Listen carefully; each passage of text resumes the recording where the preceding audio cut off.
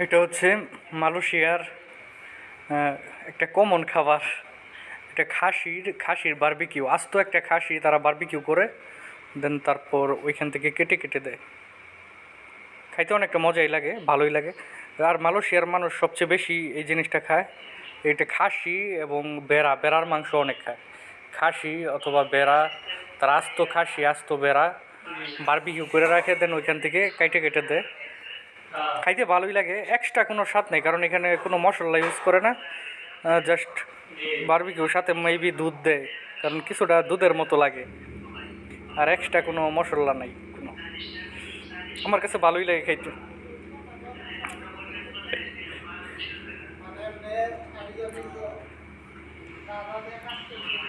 তো যারা মালয়েশিয়া আছেন তারাই জানেন এটার স্বাদ।